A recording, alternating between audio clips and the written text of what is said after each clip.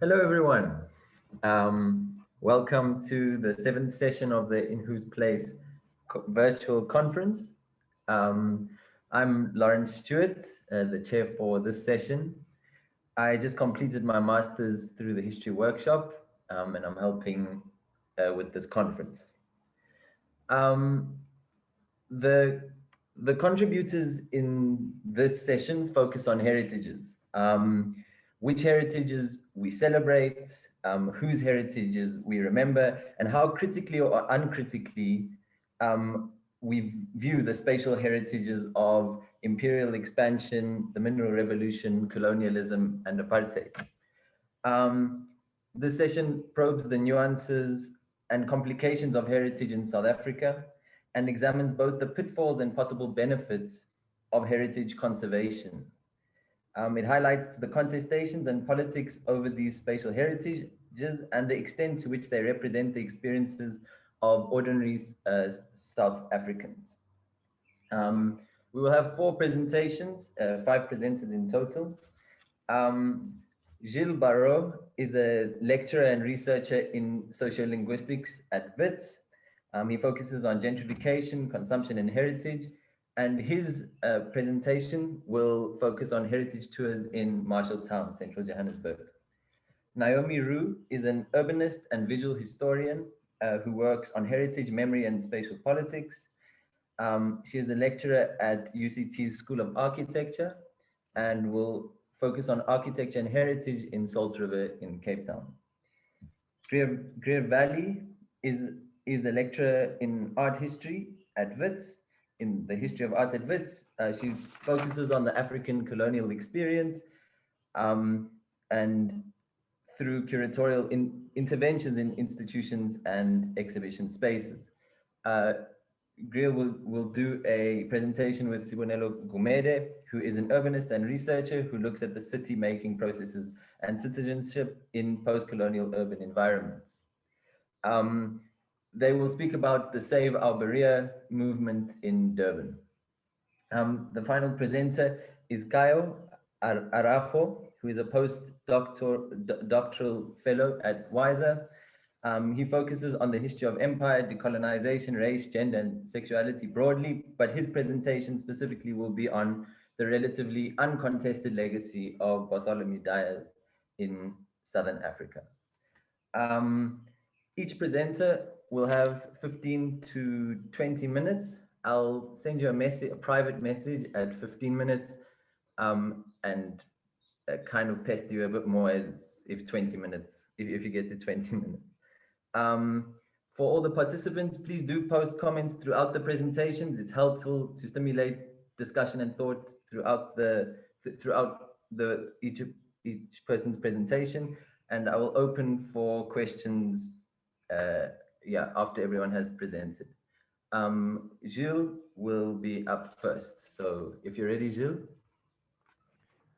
Thank you, Lawrence.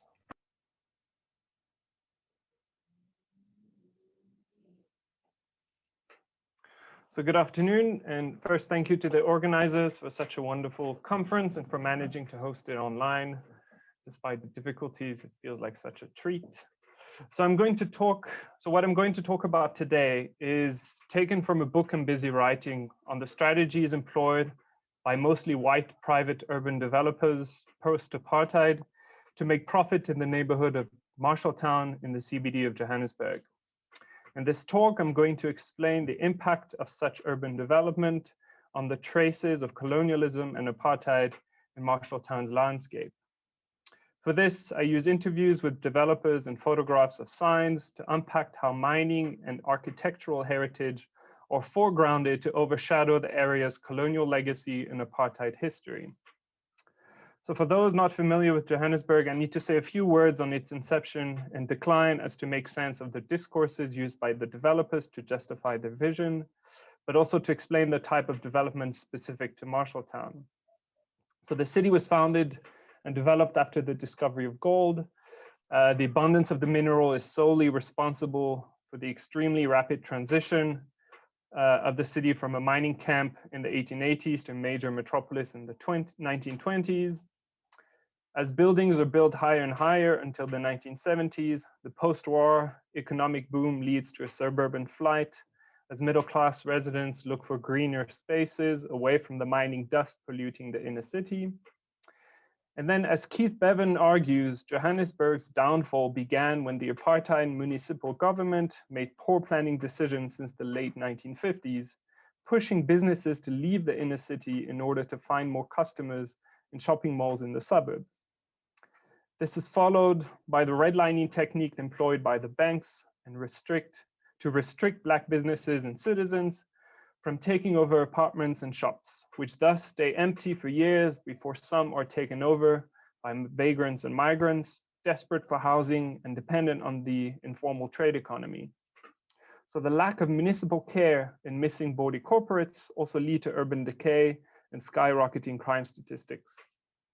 However, one neighborhood of the inner city, Marshalltown, has managed to avoid experiencing decay for two reasons: its historical relevance and the dominance of business over housing. So Marshalltown is located in the southwest of the inner city of Johannesburg, where the first buildings were erected. It is indeed the first district of the city where the mine houses established their headquarters, which are still standing today. Marshalltown is thus mainly non-residential. For those familiar with the inner city, it's located south of Commissioner Street, in between Gandhi Square and the Magistrate Court. Remaining the financial heart of the country until 1998, when the stock exchange was moved to Sandton, the area remained a space of work during the dark days of Johannesburg in the 1980s and 1990s. Rich employers such as the mine houses and the banks could afford to keep their buildings intact, although empty.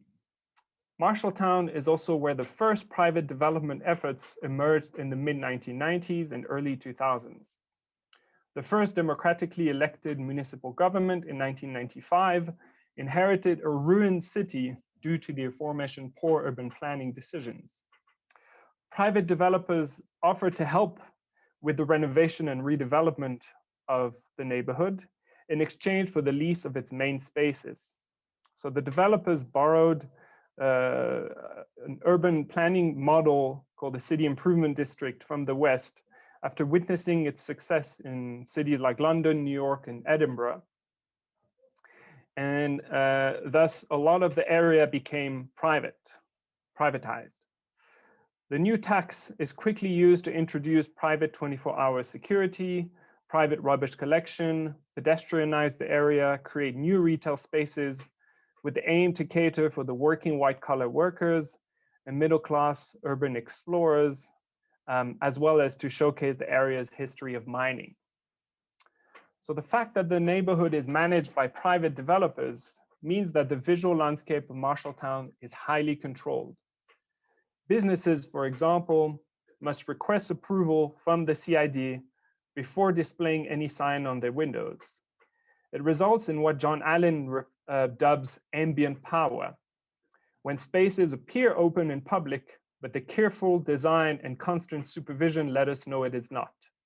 Developers thus control which layers of the neighborhood are to be presented as heritage, such as the history of mining, which ones are foregrounded as urban metaphors for the post-apartheid rainbow nation, such as the adding of the more quote-unquote African urban aesthetic, as I'll unpack later. And finally, which layers are to be sidelines or given new signifiers because of their connotation with apartheid, which is what I shall be focusing on. What is important to keep in mind is that these private development efforts are designed to increase the resale value of the developer's properties. To control over the built environment, the control over the built environment is most salient in the example of the Main Street Mall, an outdoor museum showcasing original mining equipment such as a headgear or a stamp mill as shown here, but also mining vents refurbished as rubbish bins and information boards telling a one-sided history of Marshalltown, its wealthy figures and historical buildings. As I argue in the book, the privately controlled display of mining heritage is a form of spectacle aimed to celebrate the industry responsible for the development of the city and the country, without having to acknowledge South Africa's history of apartheid and the thousands of Black men who extracted the mineral for the enrichment of the white minority.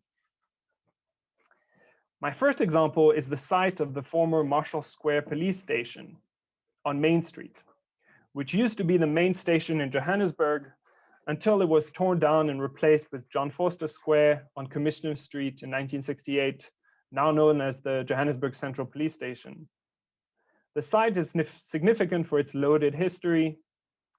Indeed, important figures of South Africa's past were detained there, such as author Herman Charles Bosman, Olympic boxer Robbie Leibrand, who is also a spy for the Third Reich and member of various pro-Nazi organizations. Leibrand was convicted of high treason in 1943 and served his life sentence at the police station before the National Party in 1948 squashed his sentence. It is also where most of the ANC leadership arrested following the raid at Lily's Leaf Farm in Rivonia were jailed, and from where the activist Harold Wolpe, Abdullah Jassat, Arthur Golreich, and Musa Mula escaped from in 1963 during the infamous jailbreak. Yet, despite being surrounded by heritage plaques, historical signboards, and displayed relics glorifying the area's architecture, gold and diamond mining and settler pioneers, there is no acknowledgement of the old police station and its history. I managed to talk to the head of the heritage department for the city about the omission, and he shared the following anecdote about the one developer who currently owns the Main Street Mall and handpicked the type of heritage put on display. So, quote, "So the Marshall Square police station has never been marked in terms of its heritage. Sometimes I get budget here and there to do these things, but it was a struggle to get money for bigger displays. Sometimes there are opportunities, but it's not always easy like this. This is a standalone site now. The city is not really involved in any development project, so I thought maybe I can get some mileage out of this one developer. He's fascinated by this building. We went together to Museum Africa. We got some real great pictures of the building. We were talking about the heritage display there. So you can imagine what his heritage display would be, like architects and this great edifice. My take would be different. It would include the social and political history and some of the other personalities involved there. So I had this discussion about 2 years ago with him, and I'm saying, let's make storyboard and we should at least mention all these people. But he replied, no politics. He doesn't want politics. So whether this guy is left or right, he's got a certain view. And I mean, that's not the accepted notion of what heritage is. Heritage is about celebrating diversity. It's a question to consider. If he hasn't done anything about this, if he wanted to put up one of his traditional storyboards, I think that would be some value. Probably there should be an additional panel or something to say, this is a side of political importance as well, end of quote.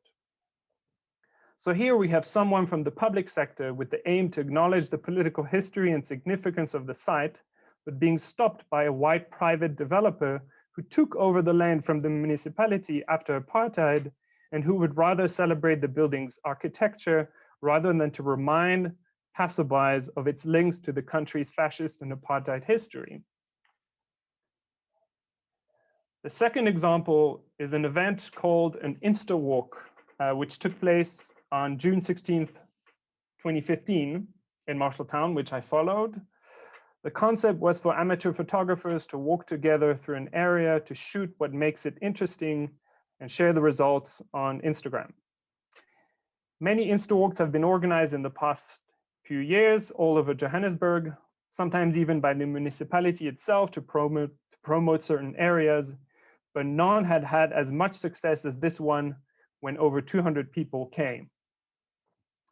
Interestingly enough, the walk ended in front of the BHP Billiton building between Marshall Street and Main Street, with a group photo of all the participants, as you can see on the left. Above the participants, and as my apology, I went too far. Above the participants, and as you can see zoomed in on the right, is a frieze ordered in the 1970s by the apartheid government to celebrate Afrikaner nationalism, representing a one-sided history of South Africa, including colonization and educating the so-called natives. What is interesting is that the participants of the Instawalk probably had no idea what this frieze originally signified. The fact that it stands in the middle of a controlled, regenerated urban environment made them feel comfortable enough to pose in front of it collectively, judging from the comments I overheard about feeling like they're in New York or London or something. The frieze is a reminder of the colonial processes which saw a white minority control and exploit the land at the expense of the indigenous Black populations. I believe that the fact that the building's architecture is being preserved in the context of urban rejuvenation is in a highly controlled urban area invisibilized the frieze's true significance, while offering these visitors the impression of being in an authentic, in a Eurocentric sense, urban environment with old buildings and where they could walk and embrace the landscape. So in this example, we have signs of colonial ideologies straight out of the apartheid government, preserved and displayed, but given a new signifier. Indeed, being surrounded by relics of the mining industry and privatized safe and clean streets give the impression to the Instawalkers that they are having an authentic urban experience. The frieze is depoliticized and read as part of the building's architecture. Lastly, I want to show further colonial ideologies found in the visual aesthetic of old and new buildings of Marshalltown. This is not something I noticed on my own. Indeed, one of the developers I interviewed admitted being uncomfortable with the Eurocentric heritage on display on the Main Street Mall, for example. He explained that instead, he has tried to make his buildings look more, quote, African, embracing the new South Africa and the continent. Here's his quote, which you'll see in the next slide. If you look at Sandton, particularly, you see lots of English architecture, lots of French architecture, you know, Tuscanese, all kind. It was this desire to try and create this European bubble. There was no desire whatsoever to embrace Africa, despite the fact that we all live in Africa. If you see my buildings, it's embracing Africa and not that part of the apartheid history of Africa. I hope you get an African feel. If you go to Gandhi Square, you'll see I embrace Africa, end of quote. So when going to look for the buildings he pointed out, I found these types of design features. Imitation of Zulu shields, as you can see on the left. Naming of a building after the isiZulu word for spirit. Large Ganafeng masks, many bush animals as outdoor ornaments, which can also be linked to Pamela's talk yesterday about Art Deco buildings. Black people in so-called traditional attires. These visual representations of Africa are essentialized, oversimplified, and characteristics of the white colonial imagination, influenced by 19th century writings such as Hegel and earlier 20th century anthropology, placing Black people closer to the animal kingdom than to modernity. This ideology is also present in the choice of typeface of the Anglo-American building on 56 Main Street, as I show on this slide. The typeface they chose is Litos, which is the digital version of the early 20th century German typeface Neuland, which was originally designed as an upgrade to the symbolic German Gothic type, but which later came to signify Africa, wild, jungle, adventure, tradition, etc. First, because of its use on advertising and packaging of products for marketed towards African Americans in the United States, but also products from the so-called non-modern world, such as cigarettes, tobacco, sugar, etc. And later on, with the digital version Litos, on movie posters with similar themes, think George of the Jungle and Jurassic Park. In terms of design details, the connotation resides in the lines of the letters, which are imperfect, as if handmade. This, according to Giampietro, is because Neuland was originally a woodblock type as opposed to a metal type. And over time, the collective imagination linked imperfect lines to a lack of advanced technology and of cultures outside of modernity, which the racist and colonial ideology associates with Africa and other non-Western people. So in this presentation, I've shown colonial vestige in the landscape of Marshalltown, either overtly sidelined, such as the Marshall Square Police Station, invisibilized by a spectacle of heritage, as in the BHP Billiton frieze, and ideologically embedded in design features on building facades. Lastly, the urban spectacle can be exemplified once more with an anecdote. In 2015, following the protest movement leading to the removal of the statue of Cecil John Rhodes from the University of Cape Town and the nationwide contestation of colonial state statues, as mentioned by Noor in yesterday's introduction, ANC activists sprayed buckets of white paint on the statue of Gandhi on Gandhi Square at the end of Joubert Street.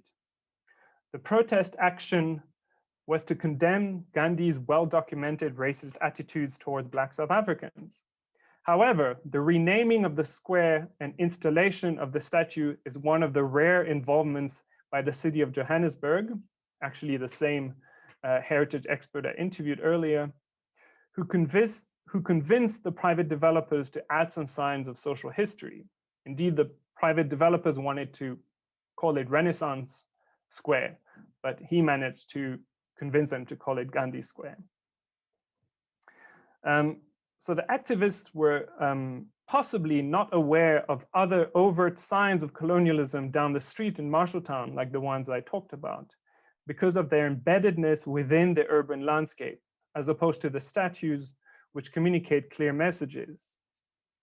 So to conclude, I would argue that post-apartheid Marshalltown is carefully designed by a majority of white urban developers wanting to give the area a heritage feel, borrowing from the mining history of the city, thus anchoring a European-influenced heritage within their own interpretation of what an African city should look like. The heritage feel of Marshalltown is part of a broader plan to reclaim the city, reclaim the history pre-apartheid, their history, for fear of being erased by the new government, and reclaim control of urban spaces and the profitability. Such modifications have been obtained and maintained through rife privatization of formerly public spaces. That way, they get to decide on the historical narrative of the neighborhood, sidelining or hiding signifiers of apartheid, and repurposing colonial imaginaries for the construction of an urban experience. Thank you, that is all. Thank you, Gilles. Our next presenter is Naomi Rue. Naomi, if you're ready. Yeah, thanks. Just trying to find my thing. There we go. Gone. Okay, is that showing up as full screen? I'll take that as a yes. Okay, cool. Thanks so much. Thanks, everyone. So this paper kind of comes out of some recent thinking that I've been kind of prompted to do via my current job, which is that I convene a master's program in conservation of the built environment at the University of Cape Town. And this has been a really interesting space to work in, coming from a background of heritage studies, history of art, and urban history. Partly because the MPhil in conservation program is in many ways a very practically orientated and sometimes quite a technical degree. So among other things, what this particular MPhil tries to do is to give graduates, quite a firm grasp of what the legal and statutory frameworks are that govern this thing that we call heritage management, how to identify and assess and grade these things that we call heritage resources, how to meet legal and ethical requirements for heritage impact assessments, And most challengingly, how to translate ideas about significance, value, memory, identity, heritage practices, and sense of place into the kind of technical language that you have to master, if you're going to work in heritage management or consulting or practice. So over the last 4 or so years, I've also had to get to grips with this particular way of languaging heritage, and in particular heritage in the built environment. So the physical materiality of buildings, streetscapes, public spaces, monuments, and sites. And this has been a particularly interesting time to be engaged in heritage work in Cape Town, and also as a Johannesburg transplant, where in the last sort of 5 to 10 years, debates around urban development, heritage, gentrification, and the right to the city have taken on particular kinds of urgencies and intensities. Many of the public debates, the acts of resistance, court cases, and media representations of these contestations have centered fundamentally on the concept of spatial justice. But these concepts are all interrelated, right? So, for example, in the historic district of the Bo-Kaap, yes, there we go. So this is Woodstock on the left and Bo-Kaap on the right. So in the Bo-Kaap, the pressures of development, densification, and a proliferation of things like Airbnbs and micro apartment developments have catalyzed a really deep sense of anger and anxiety around what this process of gentrification and the concomitant, rising rates bills and property prices means for long-standing residents and families' ability to maintain family homes and established ways of life. Similar issues have emerged in Woodstock, where, for example, families who have lived as tenants often in Victorian era row housing, sometimes for decades, sometimes for generations, have been evicted in the face of development to far-flung temporary relocation areas, quote unquote, in places like Wolverrivier and Blikkiesdorp, which are kilometers away from homes, from established social networks, and from the amenities of city life. So we're dealing really here with, fundamentally with questions around belonging, memory, social ties, and collective identity. And then the extent to which these are connected to physical space and to particular landscapes and places, but also to the particular ways that these kinds of processes of displacement and erasure reproduce the same processes of racialized displacement, segregation, and exclusion that have historically shaped the city itself, which of course is not unique to Cape Town, but does play out in very particular ways in the city. And so, to borrow Anne-Laura Stoller's phrasing, the experience is one of continued ruination, where very old patterns of space making and power relationships kind of intractably reproduce themselves in the present and in the shape of the city itself. So what I'm interested in here really is, how do we think about the field of built environment conservation as a particular practice and a discourse in this kind of context? So if we take a brief step back, the concept of architectural conservation as we understand it and practice it today is, or kind of originates from a really inherently colonial framework, and one that dates to 19th century ideas and earlier around preservation, the romance of the patina and the ruin, and a kind of reverence for the material relics of antiquity and of the past.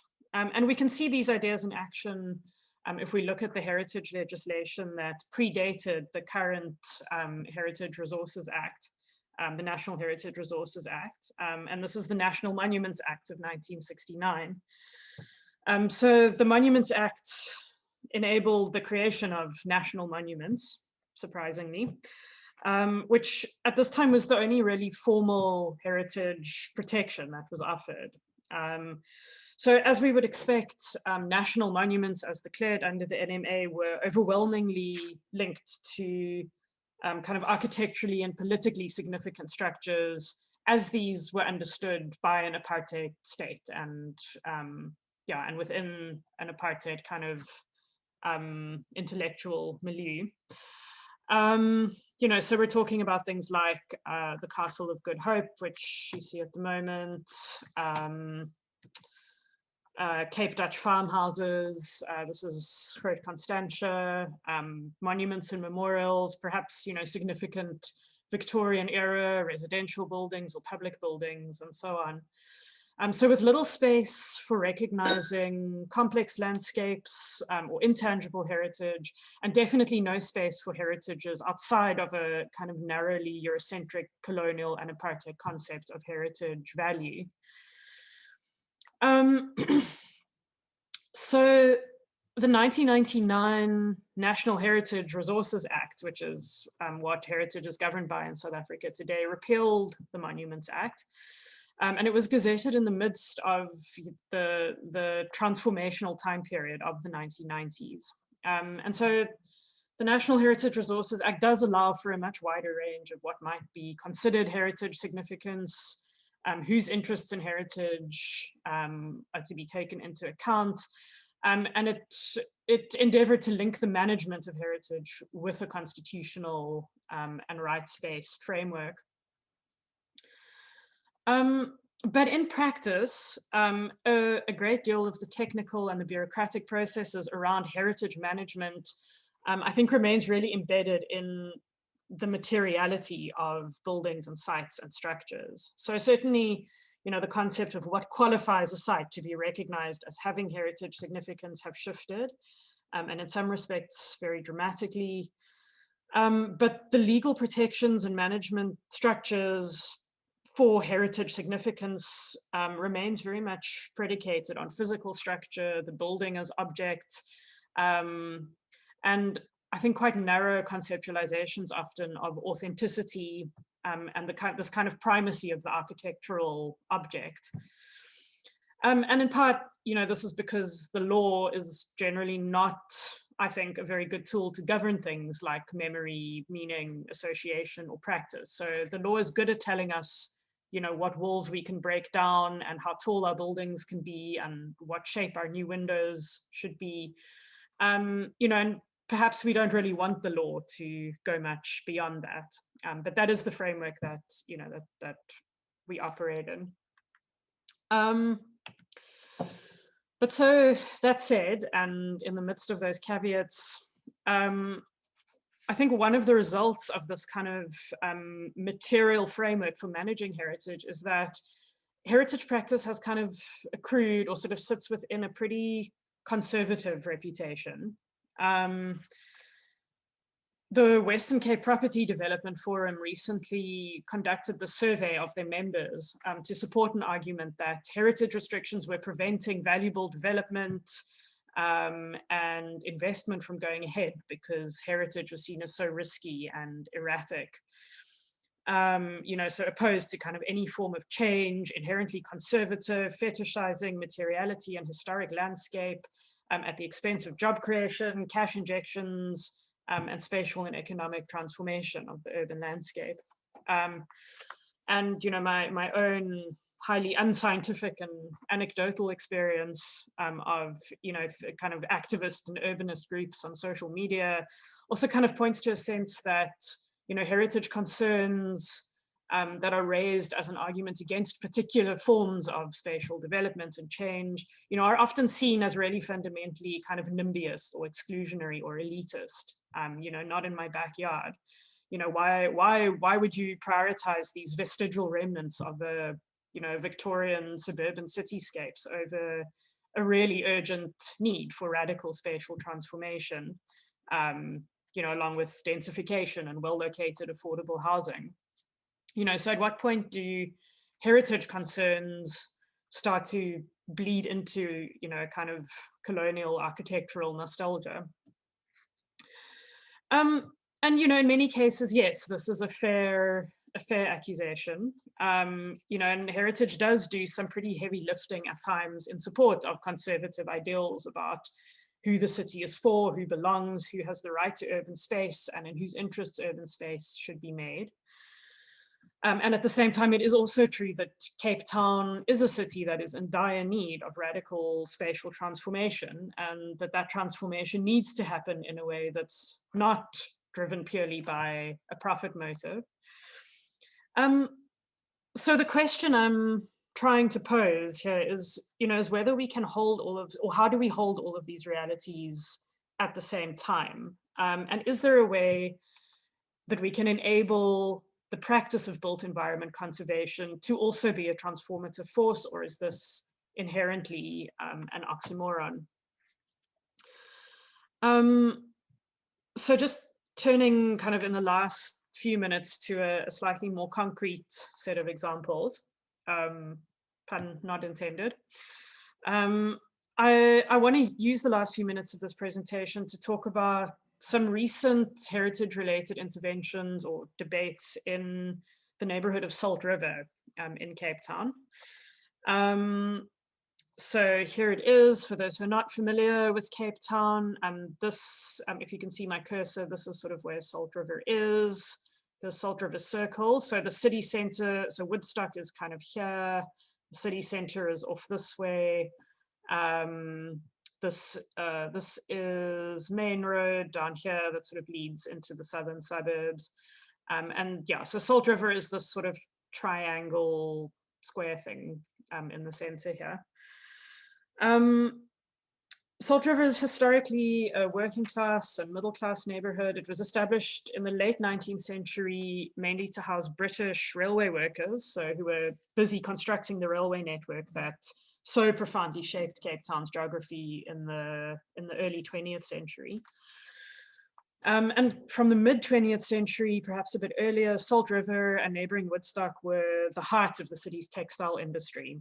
And many of the iconic clothing and textile factories of this period still remain in this part of the city, although the industry has been decimated and a lot of the factories have closed or have moved out. And so these include the famous Rex Trueform buildings on Main Road, one of which was recently declared a provincial heritage site.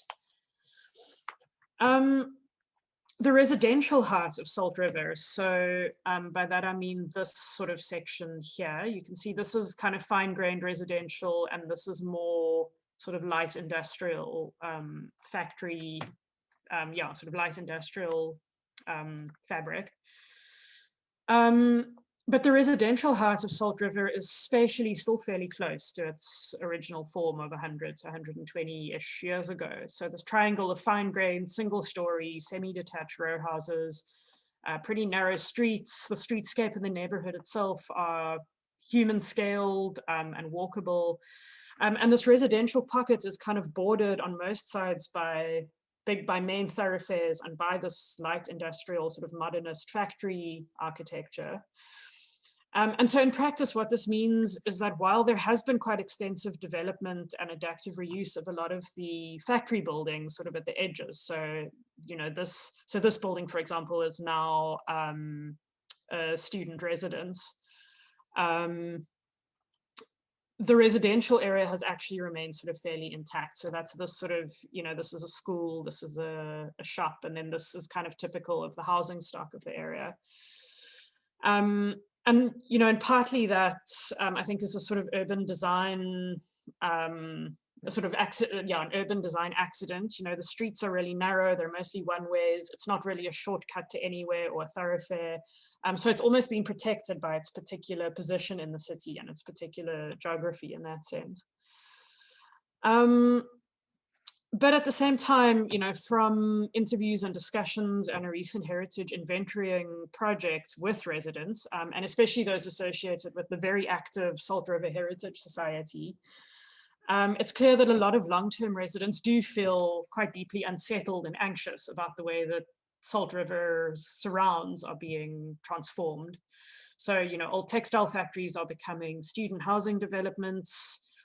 The transformation of an old industrial building into the Devil's Peak Brewery and tap room has been a big source of discomfort for Muslim residents. And there's been a sort of growing number of proposals for apartment developments and similar along the Victorian and Art Deco shop fronts on Albert Road. The Salt River Market is currently earmarked for redevelopment as an inclusionary housing project. So it's also not a simple case of kind of overtly gentrifying property development.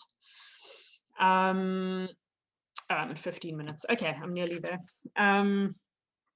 Where was I? Okay, so yeah, it's not a sort of simple binary sense that all development is gentrification, you know. But the point is that significant spatial change is kind of underway in multiple forms, and there is a sense of anxiety about what this means for long-standing residents and for loosely defined social practices and ways of life in Salt River. So many of the practices that residents have identified as intangible heritage in Salt River, or what we might term intangible heritage, are supported by particular spatialities and architectures. So low walls and tightly packed houses that enable a close relationship between neighbors and where everyone in a street can keep an eye on soccer games in the middle of the road. This fine-grained but dense urban fabric that's linked to particular forms of community interaction and support. And this became especially important in attempts to kind of navigate the pandemic landscape and to maintain a sense of support and community. And also, you know, the sonic landscape of the Athan, or the call to prayer. This is also not to romanticize ideas about community or the community, or to imagine that there are somehow no fragmentations or contestations or gatekeeping within that community. And of course, there is, you know, indeed, there are some really uncomfortable conversations that still need to happen in the space, including the distinctions that have, you know, these lines that have been drawn between who is a gentrifier and who is an immigrant, among other things. But so just, yeah, sort of in closing, this is one of the sites that has recently sort of come up for development. And just to kind of pull all this together, if we look at a flyer that the Salt River Heritage Society recently put out in response to this development along Albert Road. So you can see at the bottom, those are the little shop fronts from the previous slide, and that was the proposal. You can kind of see some of these anxieties emerging and the extent to which issues of space, urban design, architecture, and development are intrinsically entangled with questions of belonging and identity in everyday practice. If you look at the kinds of questions that the Heritage Society is posing to residents kind of in opposition to this, this development. And what's interesting is that, you know, the Salt River Heritage Society has registered officially as a conservation body with the provincial heritage authorities, which means that they now are in a position where they have to figure out, along with the rest of us, how to frame these concerns that are really about things like generational memory, the right to the city, identity and autonomy in this language of architectural conservation. And it's not yet really clear how that might work, or even whether such a framing is, you know, is possible. And particularly in a scenario where the bureaucratic processes of heritage require one to be able to make a very precise link between materiality and meaning. Okay, so that's, yeah, that's, I'll end there. I don't feel particularly close to being able to answer the question I posed at the beginning of the paper, whether we can think about architectural conservation in a way that's transformative or even radical. But yeah, just to say that I think it's easy to forget that when we talk about heritage, we imagine that it's fundamentally about the past, when actually, I think a more exciting way to think about heritage is as being fundamentally about the future, and what in the material sense and in the sense of values and practice do we want to carry with us, and to what extent is the past able to shape that future. So yeah, thanks very much. Thanks for the extra few minutes. Thank you very much, Naomi, for an excellent presentation. The next presentation will come from Greer Valley and Sibonelo Gumede. Are you guys ready?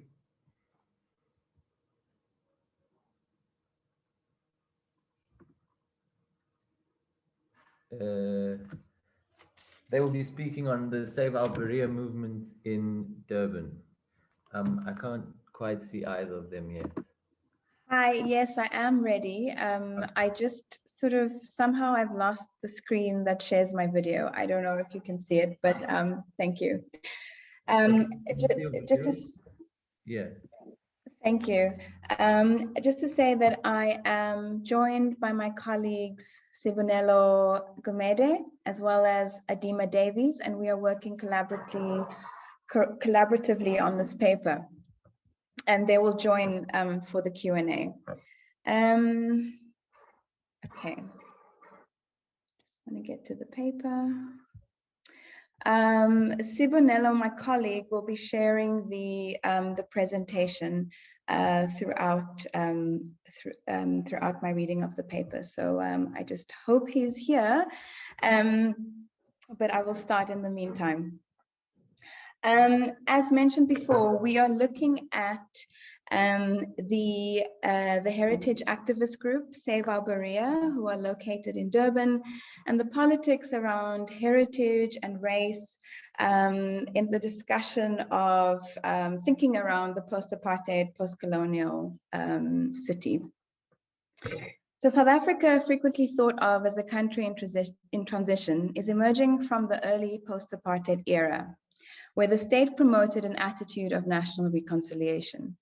This doctrine of reconciliation has clashed with the calls for decolonization from South Africa's youth movements in recent years.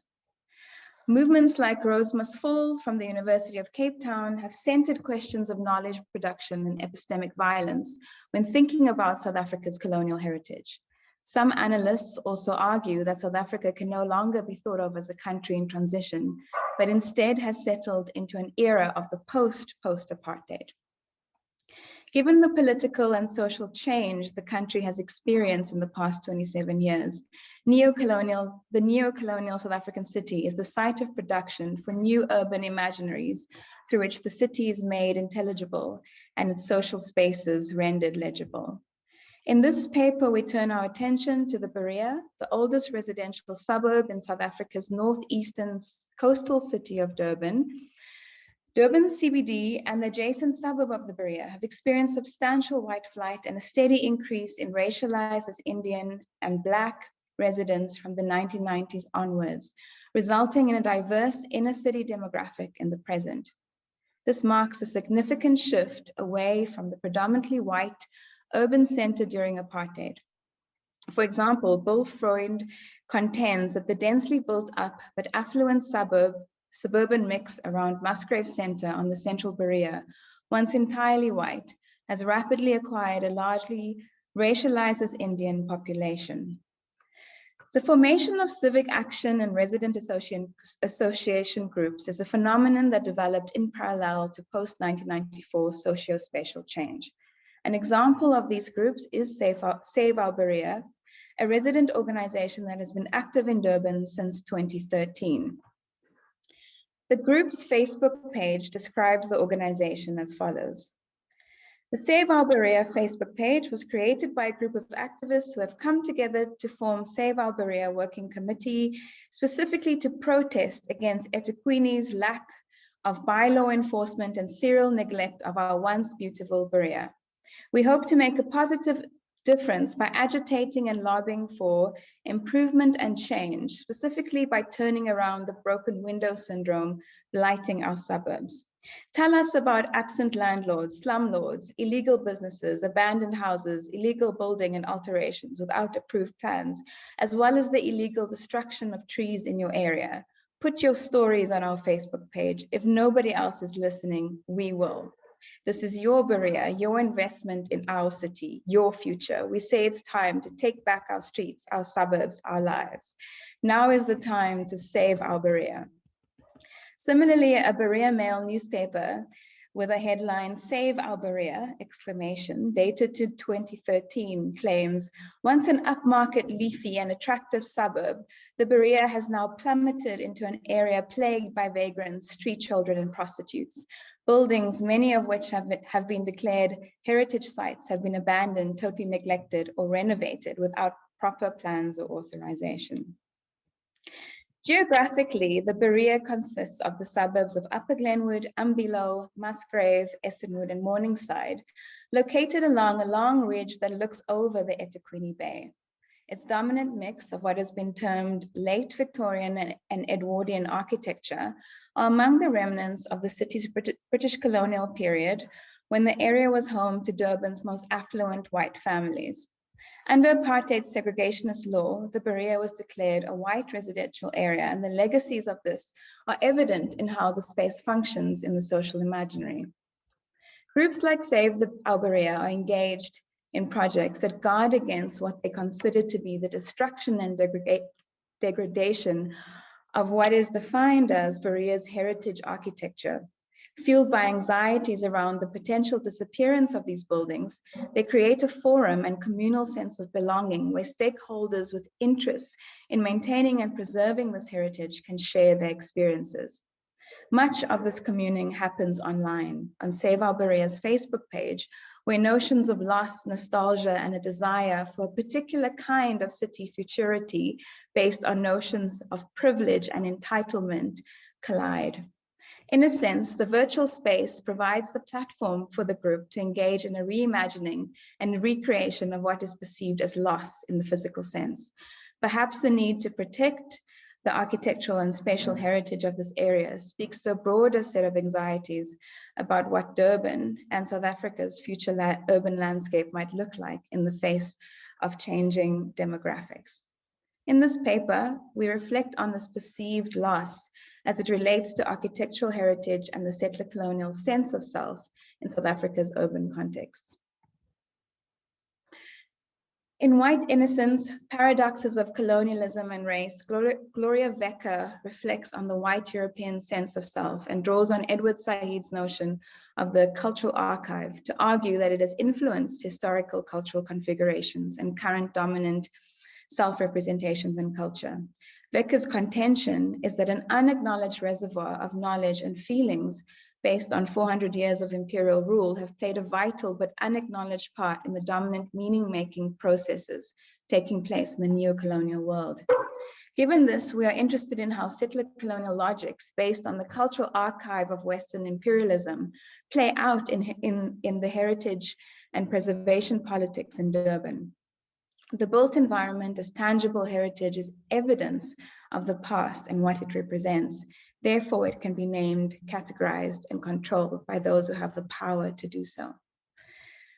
We see the emergence of resident associations in conjunction with the emergence of CIDs, which are city improvement districts. And since the 1990s, the South African metropolitan cities adopted the North American Business Improvement Districts, which are known as the BID model, which is modified to become the City Improvement Districts in South Africa. This process was led by the city of Cape Town and followed by Johannesburg. And this model was adopted as an urban regeneration intervention to counter the supposed decay that precipitated in the city spaces. CIDs have very clear goals. They prioritize security, cleaning, sanitation, they combat crime, and the promotion of particular neighborhoods and businesses for property owners and residents. In eThekwini municipalities, CIDs are referred to as precinct management, and the city is in its final stages of formulating a precinct management policy, which will reflect the localized context. There has been a strong critique on how CIDs are organized as a neoliberal project with unended tensions and contradictions. Critical voices have referred to the model as being an ubiquitous urban device that organizes through technocratic means. So a short note on the history of the Berea. The beginnings of the settler colonial community of Durban is traced to 1843, when the Afrikaner Republic of Natalia is annexed by the British. Historians like Worden describe some of the reasons for this takeover by the British as supposedly humanitarian, related to the fact that the Voortrekkers were thought to be dealing in slaves after the abolishment of formal slavery.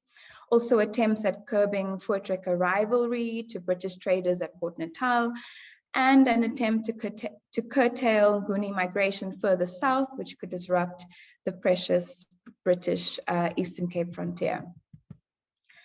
By the 1880s, Durban had become a thriving Victorian merchant city and contains nearly a third of the colony's white inhabitants. And this comes along with all the acquired material and institutional attributes of urban modernity. Ballard and Popka suggest that already at this time, the city's European settlers had set about controlling the racial and spatial features of the city, passing legislations to control the entry of Black residents and restricting their domicile to separate residential locations. In this way, Durban was managed as a European space. Black residents were deemed temporary sojourners whose true residence was one of a patchwork of rural homelands to be governed by native law. So the idea is to create a little England on the southeast coast of Africa. And architecture became a powerful tool and is a powerful tool in helping to construct the satellite British identity. In this regard, Anne-Laura Stoller argues that colonial cultures were never direct translations of European society planted in the colonies. Colonial projects and the European populations to which they gave rise were based on new constructions of Europeanness. And just a note on this, that it is often left out of our architectural heritage discourse that much of what is imported from Europe acquires a hybrid and creolized iteration in the colonies, bringing into question ideas around cultural authenticity and purity.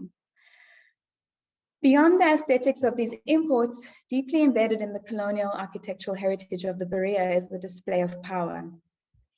In the British colonies, the architecture was mobilized to create a cultural environment to express the grandeur of empire, to police social and racial borders, and preserve the identity of the European settler population.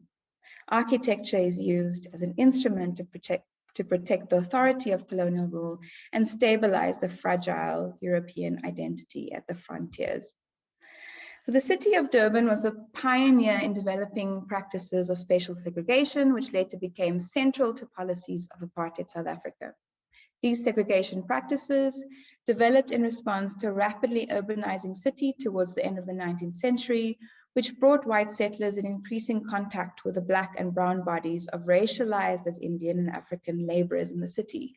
Laboring bodies were traditionally sites of public anxiety about the potential breakdown of civic order, leading to increasing attempts to identify and contain such bodies through the ever tighter forms of judicial and administrative control. After South Africa becomes a union in 1910, several legislative measures were taken to entrench dispossession by demarcating spaces where Black residents could legally settle. These include the Black Land Act of 1913, the Development, Trust and Land Act of 1936 that restricted land allocated for Black occupants, the rural reserves, which were important sources for migrant labor. In practice, this framework placed extensive restrictions on the use, occupation, and ownership rights of Black inhabitants and reduced their participation in urban society to fulfill the labor requirements of white South Africa. During the period of African nationalism, segregation laws and policy culminating in the Group Areas Act of 1950 led to nationwide forced removals in cities and towns and further contributed to the racially segregated, inequitable urban form that still characterizes the South African cities today. The early 1990s witnesses the demise of the apartheid era as the African National Congress emerges victoriously in the 1994 elections. This shift in the political terrain meant that national urban policy aimed towards socio-economic redress nationally and particularly within cities. These policies included the Reconstruction and Development Program, the Urban Development Framework of 1997, as well as the Local Government Policy in 1998, which were prescriptive on how municipalities were going to be restructured and administered in a common system. Arguably, these planning policies were vague and ambitious. They also did not account for how the Reconstruction agenda would translate in suburban areas such as the Berea. Kopano Matlua's novel, Coconut, traces the ambiguity and conflict of the first decade of democracy through the story of two Black women who, through the experience of growing up in post-apartheid suburbia, navigate the ethnic African cultural values and yet are simultaneously expected to assimilate to global Western values of whiteness. The book is an interesting trace of the polarization and social difference that are still at play in former white suburbs in post-apartheid South Africa. It also highlights the nuances of difference, which are not easily resolved by class segmentations. Areas such as the Berea were bestowed civilized and Western statuses in their making through a racial dichotomy that was used to order the space.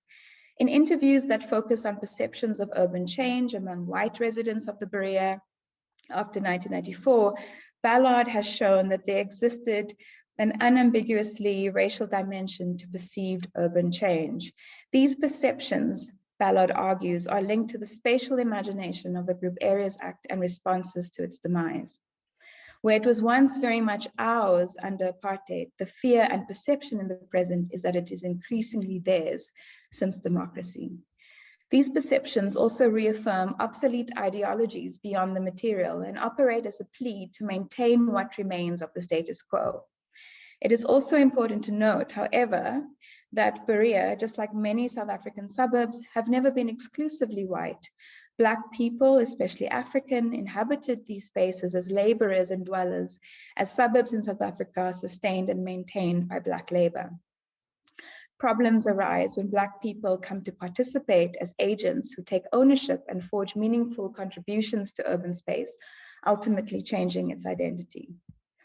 In the more contemporary sense, we can read the Berea as a space in transition through immaterial markers, as well as its material markers, such as increased frequency of public transport, reconfiguration of space through informal insurgent practices that negate bylaws, as well as the sensory experience of space. If we would specifically examine Helen Joseph Road, which is formerly known as Davenport Road, as a space that used to be an upmarket fine dining area, and is now made up of trendy bars which cater for young people, especially Black young people who are young professionals or either students. Some of these commercial buildings have been retrofitted to become salons, as there are more Black women that now live in the suburb. On a sunny afternoon, you are likely to see scores of young people walking towards Bulwer Park for recreational purposes. There are aerobics clubs, personal training services, and people running or either walking in the newly renovated park. There's also been a boom in student accommodation, especially in Umbilo, Glenmore, and Glenwood, that caters for students from the University of KwaZulu-Natal and the Durban University of Technology. The selective silence on social matters and punting a romanticized narrative on heritage stems from the inception of heritage structures in South Africa, who have focused their efforts around heritage management in ways that connect to settler histories. While heritage legislation began in 1911 under the Act of the Union, the protection of legislation only extended to monuments and built structures under the National and Historical Monuments Act of 1923, making reference to areas of particularly distinctive scenery, flora, and fauna, as well as objects of aesthetic, historical, or scientific value. This new act sparked the first statutory body responsible for such management of heritage. Thus, the Historical Monuments Commission was established, taking responsibility for the compilation of a register of monuments and publishing bylaws to protect them. With the rise of apartheid in 1948, conceptions of heritage gained further focus and direction to that of the Afrikaner cultural history and settler mythologies. By the 1960s, concerns around the expansion of South African cities and economic boost disconnecting from the idealized notions of landscape, monument, and heritage would increase public awareness of heritage conservation and thus revised legislation and a shift in the structure of the commission to become the National Monuments Council, serving under the Ministry of National Education. A basis for propaganda during the peak of forced removals between the 1960s and 1970s at once promulgated the intended singular narrative, bleached the urban landscapes as well as any sense of Black heritage within cities and silenced voices of dissent. This apolitical stance on heritage and approaches thereto would seep into both architectural practice and education, proliferating notions of exclusion and the settler colonial myth.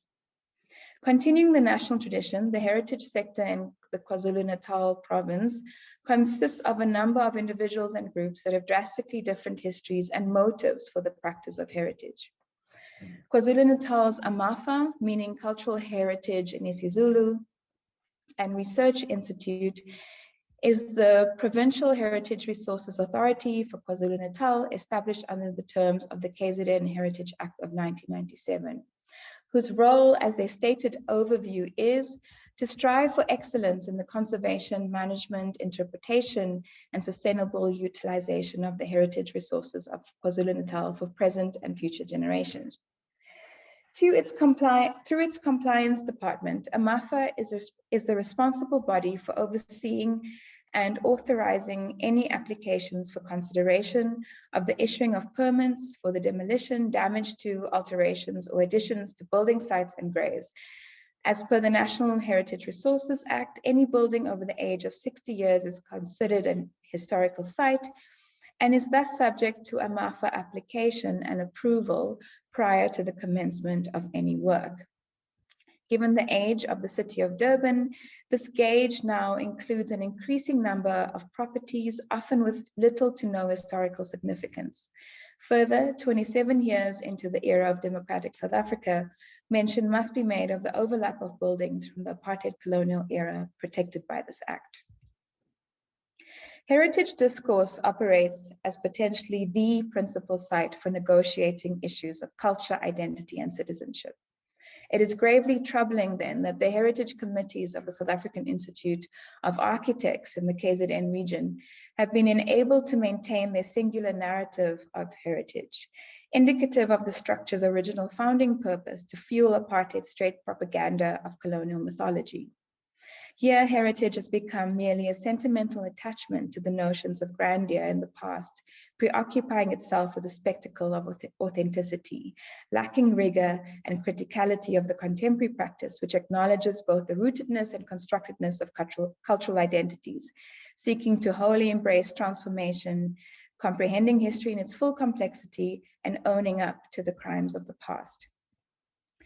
In conclusion, the entanglement of moves to innocence, the danger of a singular narrative, and a clear lack of will to embrace a retributive perspective of heritage, land, and belonging is evident in heritage legislation and practices of groups like Save Our Berea. The preoccupation with aspirations of excellence, of sanitary palatability within the architectural heritage space denies at once its past and its potential future.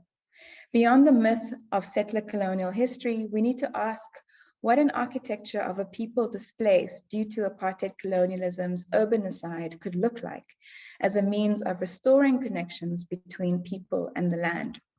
The answer to the question of whose heritage continues to be aligned with colonial mythology as the practice of architecture, and the protection of legislation that serves it restricts the expansion thereof to reflect current and changing demographics.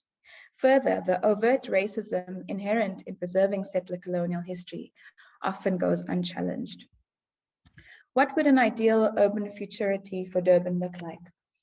We are in agreement that this should not be a total erasure of the city's past, nor should it be burgeoning demolitions, but a way to negotiate how new modes of urban developments that embody decolonial ideas and aspirations could be accommodated in the making and unmaking of the city.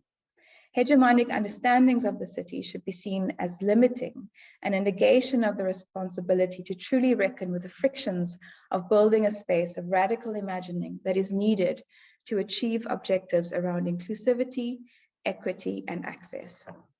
Okay, I'm going to end there. Thank you very much. Thank you very much, Greer, Sibonelo, and Adima. Kayo, we're ready for your presentation. Thank you so much. Well, two things I wanted to say before I start. First is I live by a very busy road and I can hear the traffic. So if at any moment you guys cannot hear me because of the traffic, I can repeat myself.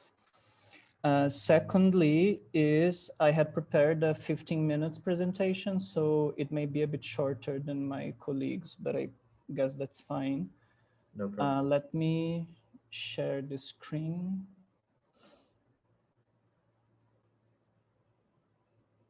Okay, great. Yeah, thank you so much. I'm very excited to be here. Thank you, Ariana, Lucas, Noor, for organizing the conference. For me, actually, it's been a great incentive to write about something that I had kind of been sitting on and thinking about for the last couple of years. Obviously, as the title of my paper suggests, I'm writing a little bit in response to the political moment from which a lot of us are writing about, which is the Rhodes Must Fall movement and the kind of global conversations over colonial heritage and history making from below. But what I want to do with this paper is I was trying to interrogate why a certain form of Southern African heritage has been relatively uncontested in this context, which are the monuments associated to early modern European sea voyages, in particular those pertaining to Bartolomeu Dias, which are quite numerous in Southern Africa, as we know. What I want to argue is that Dias' colonial legacy should be read not so much as a kind of early modern pre-apartheid history of European exploration, but also as the expression of a settler colonial mythology, which is contemporaneous to apartheid and late colonial Portuguese colonialism. So not something that precedes it, but something that is co-produced. So in this regard, I want to argue that Dias and his legacy played into white settler narratives of pioneerism in Africa and worked to cement transnational solidarity's effects and friendships between white-ruled states in the region, especially Portugal and South Africa. I'm gonna go into the first part of the paper, which is titled A Monumental Friendship, Heritage Diplomacy and Settler Colonialism's Material Culture. So this is a picture of official visit of the Portuguese president, General Carmona, to South Africa in 1939. And as you can see, it's a picture in front of a monument to Riebeeck. And I quite like this picture because it speaks about this kind of diplomacy of friendship between Portugal and South Africa, but it's also staged in front of a monument. So it really speaks to the topics of this paper. And what I wanted to point out is the ways in which this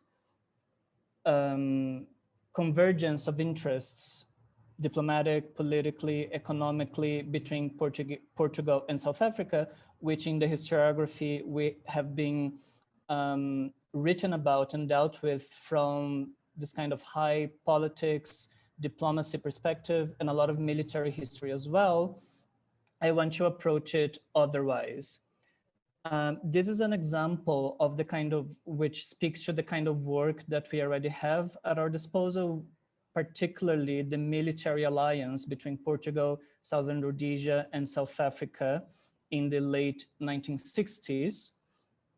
And a lot of work already exists on the Unholy Alliance, on the White Redoute, in relation to this kind of military and diplomatic histories.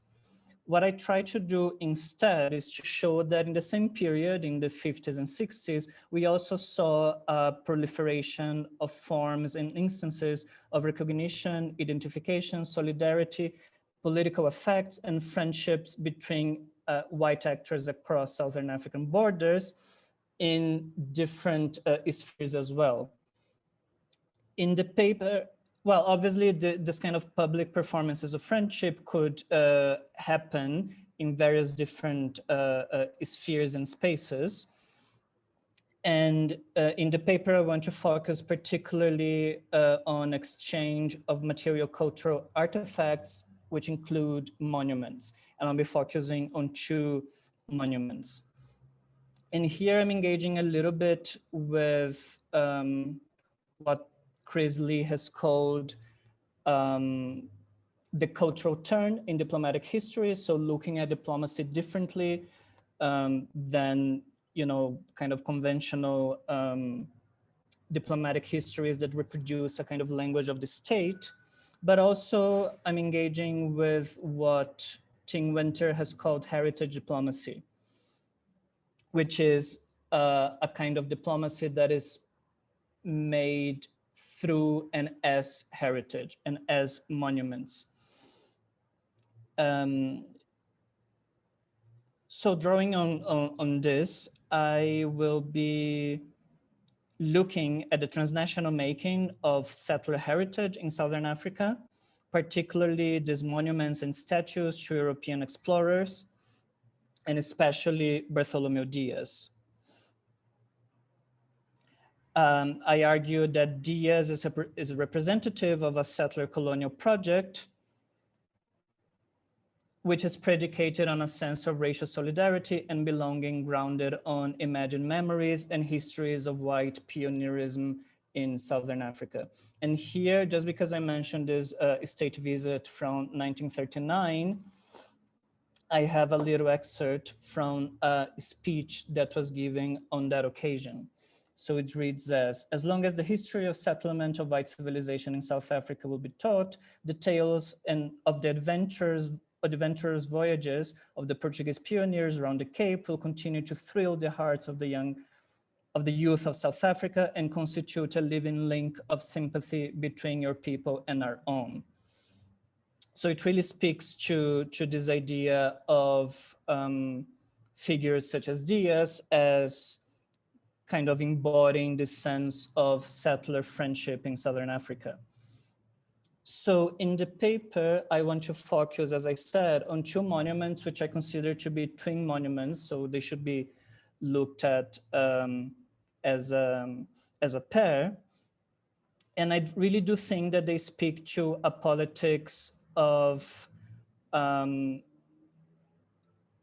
exchange of this kind of monumental material cultures, but that express reactionary white transnationalism, which is a concept I will explore in a minute.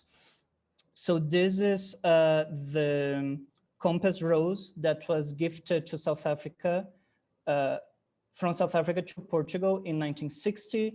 It is a very well-known landmark in Lisbon. Here is right by it, there is this little sign saying this was a gift from the South African government.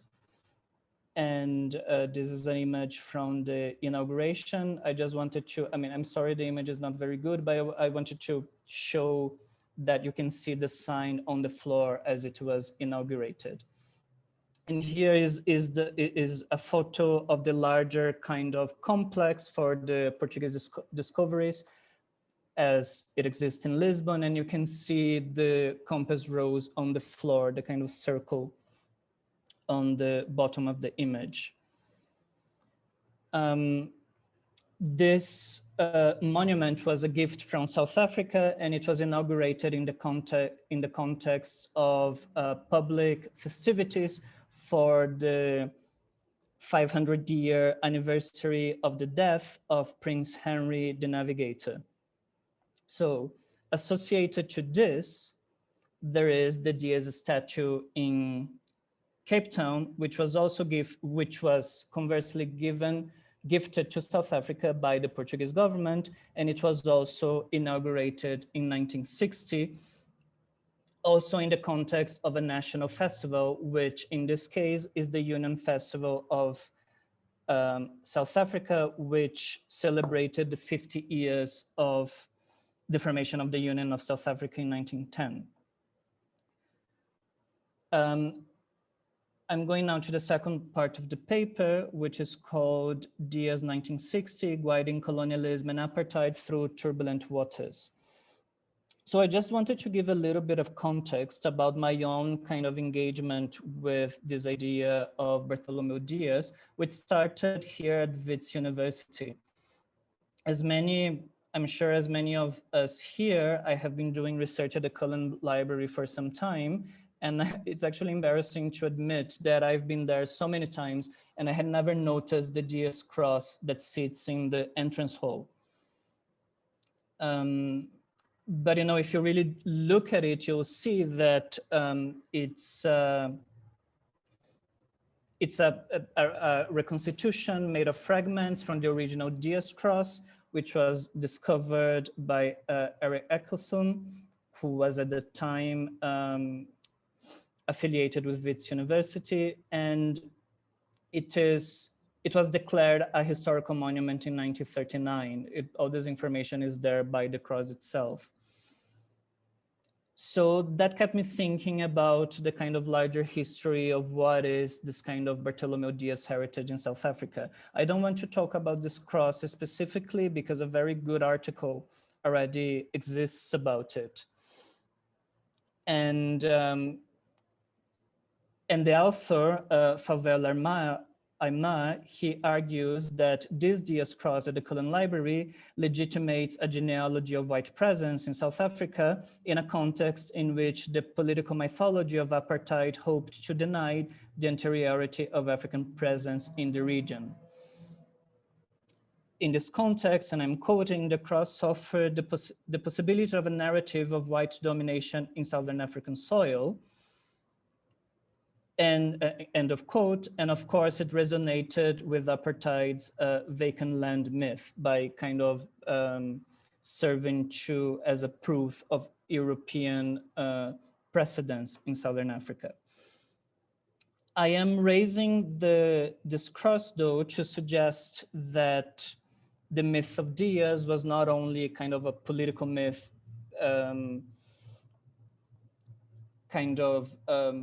encouraged by the politics of diplomacy in Southern Africa, but it was also an intellectual project by historians and by scholars of Portuguese studies and Portuguese heritage in that era. An example of that is the work of Eccleston himself, Sidney Welsh as well, in his book, Europe's Discovery of Southern Africa. I'm sorry, I don't have the actual title here. But all the references are on the full paper uploaded on Google Docs.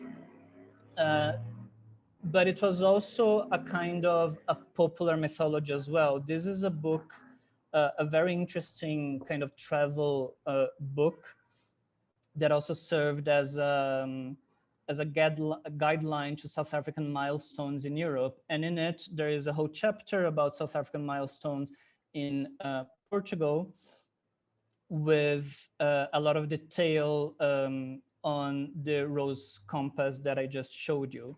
What I find interesting about this particular book is that the rose is not described as something that celebrates Portuguese early modern discoveries, but rather as something that commemorates, and I'm quoting, our beginnings and the emergence of Southern Africa into modern history.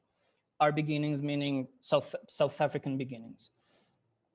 And what is interesting about this is that in this context, the compass rose operated at the level of both Portuguese and South African national narratives, but also across the transnational dimension of settler colonial history. And I would argue that the same happens with the Dias statue in Cape Town. The origins of this statue, they go back to the Riebeek Tercentenary Festival of 1952. That's when the Portuguese government actually gifts the statue to the South African government. But then 8 years goes by and the statue is unveiled only in 1960. The reason why there is this 8-year gap is that the initial plan is that the statue would be placed in a new Gateway to Africa boulevard connecting Cape Town's foreshore to the CBD, which is where it is today under another name. And but then, because there was a political interest in unveiling the statue in 1960, that's why the actual unveiling happened in another location, in the public gardens, in front of the National Art Gallery in Cape Town. So it was later transferred, but I'll mostly be talking about this moment of the initial unveiling.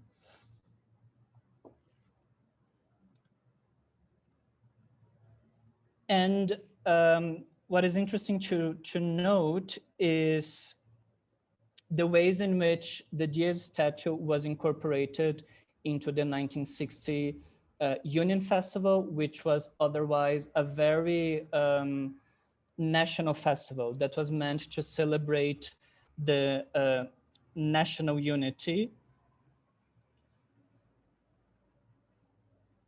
upon 50 years of the formation of the Union of South Africa.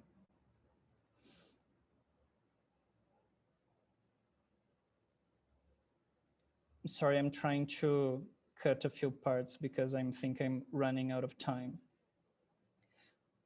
So what I find interesting is that the statue, it is integrated in a national festival, and in this way, it is worth,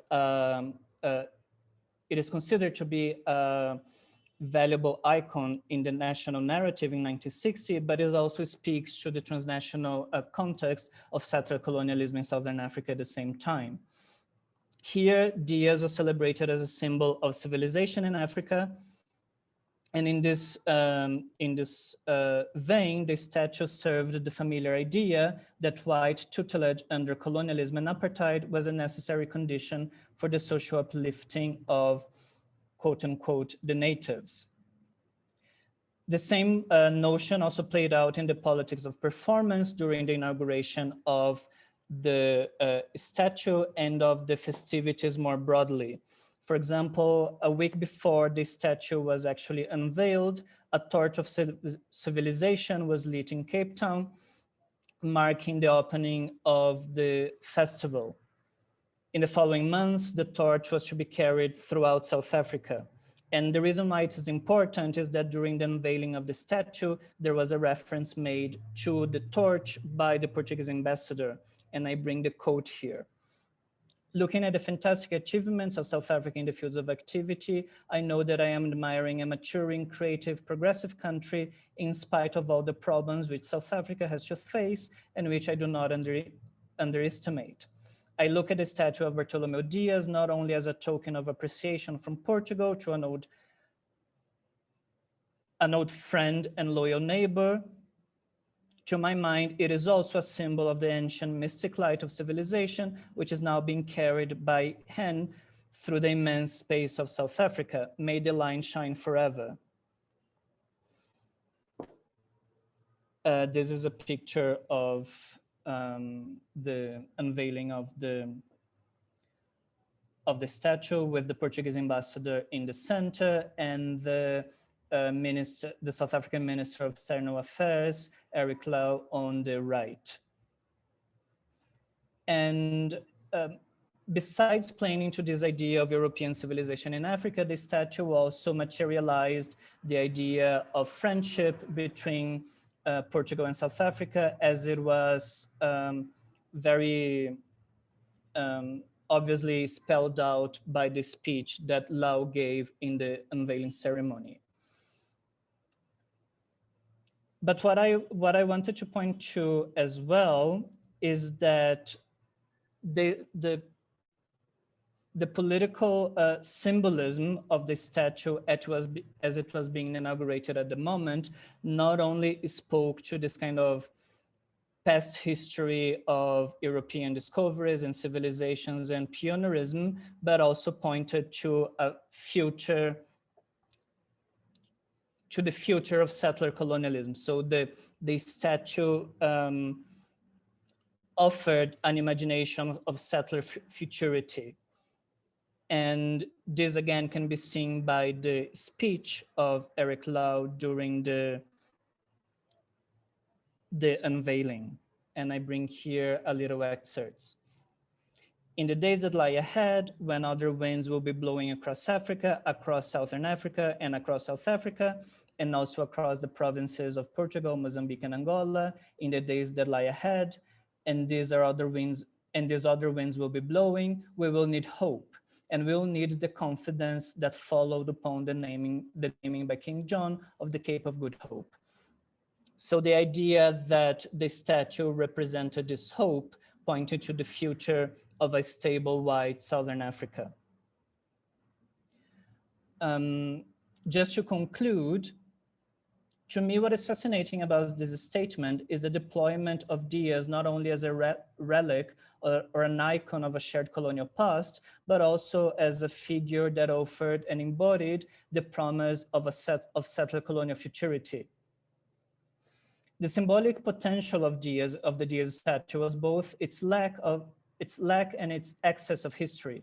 On the one hand, it was almost a timeless, a transtemporal artifact, insofar as it projected an early modern mythology of white protagonism into this imagined political future of perpetual minority rule. On the other hand, it was radically grounded in the shifting politics of 1960, on the post-colonial moment and its transnational and domestic implications, its political entanglements and emotional attachments. One can almost imagine that the wind swinging Dias' cloak was not the volatile weather of the Cape of the Storms, but the turbulent political climate of the winds of change. And I think the image on the right that gives this idea of the cloak actually being swung by the wind is the one in which you can see this idea of the wind. That same year, in 1960, the statue was placed in the urban landscape of Cape Town, not only to materialize a white mythology of past pioneerism, but also to symbolically guide colonialism and apartheid through the waters of decolonization. I suggest that Dias is better understood not as a Portuguese heritage in South Africa, but as an example of transnational settler heritage whose origins are grounded in the reactionary politics of white rule. I also suggest that this transnational reading allows for a more productive critique and politicization of Dias' legacy, which has otherwise been sidelined in contemporary agendas for decolonization in both Portugal and South Africa. And I think I'll end here. Thank you so much. Thank you, Caio, and to all the other presenters for the diverse and very interesting presentations. Now, I suppose we should see what everyone else thinks. There's a couple of questions in the chat directed towards Gilles and Naomi, but perhaps if anyone has a hand, we could start with hands. Otherwise, I'll go to the questions directed to Gilles and Naomi first. Any hands? Okay, Gilles, perhaps maybe you could start. Both Themba Middleman and Stefan Norgaard have asked questions about the sort of Themba about the tensions between the desire for orderly public space versus colonial representation, and Stefan Norgaard between the differences in the signs and semiotics of public versus private city improvement districts, and we can move on from there. Yeah. Thanks, Lawrence, and thanks Themba and Stefan for your brilliant questions. So to put it briefly, Themba's question is about trying to relativize privatization, because a lot of people count Marshalltown as one of their favorite places in town. I feel like that has a lot to do with the area being advertised as and felt as safe and clean due to privatization with security guards and cleaners. It's also embedded within a discourse of aspiration for a particular kind of consumption, but also a particular urban experience that's been consumed through media, etc. It's something I talk about in other publications I have, where I look at the Sheds market, for example, which is now called One Fox, where there's a lot of events and particular kind of consumptions happening there. But I still have quite a strong critique of privatization in the example of Marshalltown, because the developers have no desire for accessibility and inclusivity. It means that homeless people are not allowed to walk the streets. They immediately turn away. Hawkers are not allowed to trade. The developers are only, people are not allowed to protest. It's a private space. A lot of protests are immediately stopped. And developers clearly want to separate the neighborhood from the rest of the CBD, which they don't care about. They see it as quite different, if not deviant. And they're only worried about the investments. So that's my whole critique, is that even though it looks attractive and safe, which for a lot of people is very important, it is not representative of what the inner city of Johannesburg is capable of and already is, and also for the majority of the population of the CBD. The majority of the population of the CBD does not have access to Marshalltown, to its consumption, and to its spaces. And then Stefan's question about the signs and the semiotics. For that, I'd like to refer you to Sibonile Mpendukana's work, which explains it much better than I could. And he dubs the difference between the semiotics of public versus private as sites of luxury and sites of necessity. I can put the link to the article in the comments. But in a nutshell, in private spaces, there's money. So a lot can be done on how to change an area. Whereas in public spaces, there are lack of resources from the municipality. And I try to explain that in my talk, why the municipality is broke, and it's broke not only because of mismanagement, but because of very poor planning all the way back into from the beginning of apartheid. And I think that's quite, your question reminded me, it's quite well exemplified with the All Pass office on Albert Street, which Ariana has written and talked about quite extensively, which is an extremely significant place, which is on the edges of Marshalltown. It's not in Marshalltown, it's still in the public spaces of the city. It's where Black people had to get their pass to get into the city during apartheid. And the city's been struggling for so long to make it known, to turn it into a heritage space, to turn it into a transformative political space, whereas private developers just want to highlight European history, and because they have money, they just do it. For me, that's as simple as that. Thank you. There's another question for Naomi in the chat, but from Giorgio Misha. But before that, or after Naomi answers that question, sorry.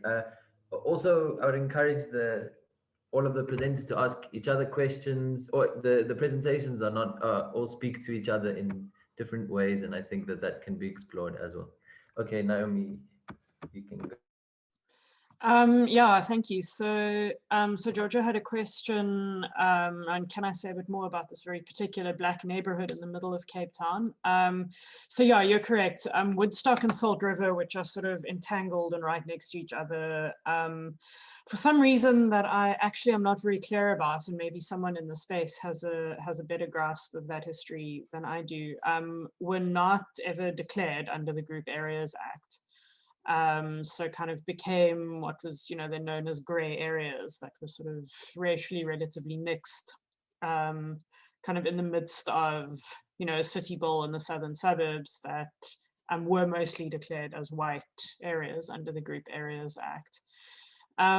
So I mean, there's a kind of deep history and a particular historical character to Salt River and Woodstock, that are yeah, very interrelated, also a little bit different to each other.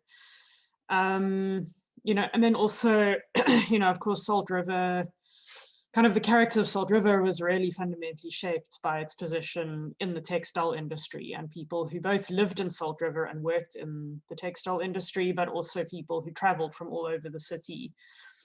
So I know, for example, SACTVU are busy doing some really interesting research into kind of into industrial history and memory. And they've developed a really interesting kind of mapping of how Salt River, because of this kind of industrial character and, you know, because so many people were employed there, almost became this kind of hub for people traveling from all over the city to come to Rex Trueform or House of Monatic or,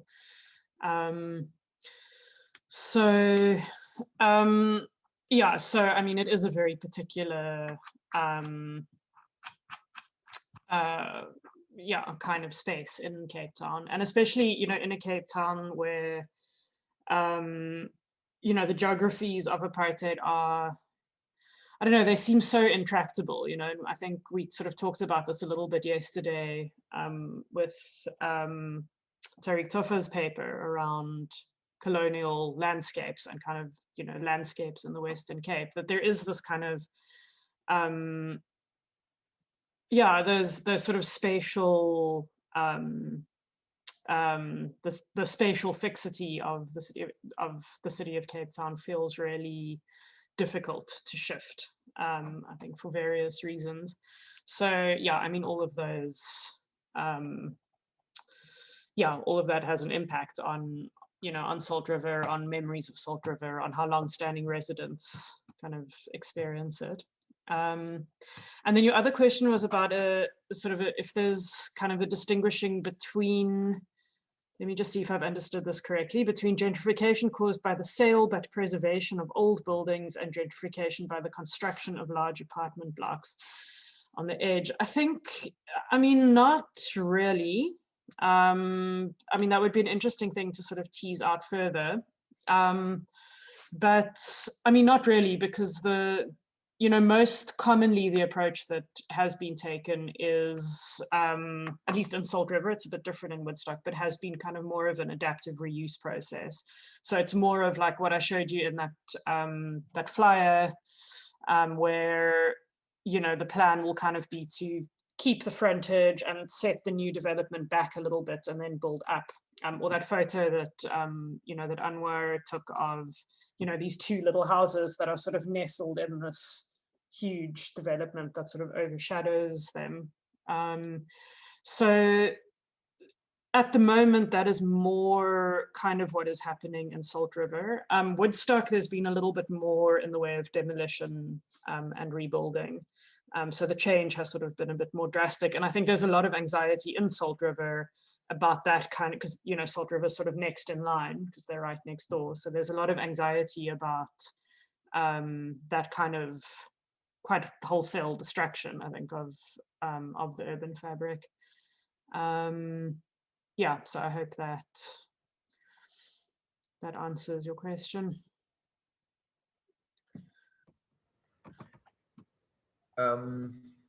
Okay, if the presenters have questions for each other, that would be interesting. But Kayo has received a barrage of questions, which perhaps you could attempt to address.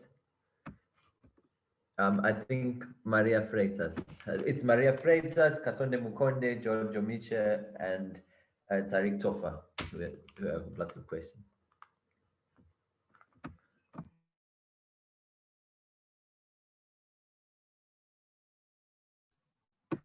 Kayo, we cannot hear you. So sorry. Yes, I'll try to be very brief. First of Kayo, just give yes? me a brief moment to... Oh, yes. Maria, we can't hear you. Your microphone is muted.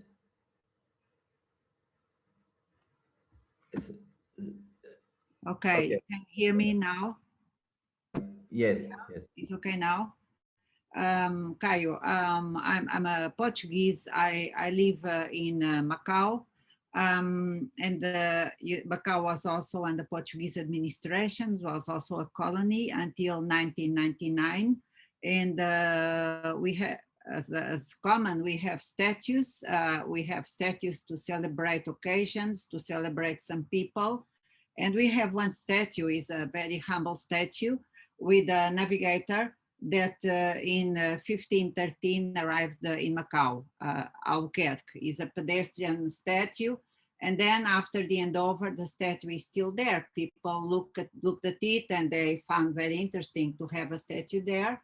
But on the other side, we had another statue that was for a governor during the imperial period.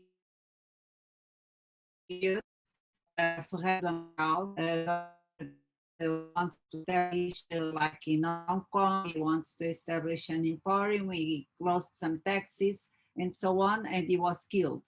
He was killed, but the statue remains there. It was a statue with him in a horse, and was during till the handover was there. So when the handover approached, the Portuguese government decided to remove the statue, and then the statue stays there somewhere in a storehouse. It returns to Portugal, but also it seems that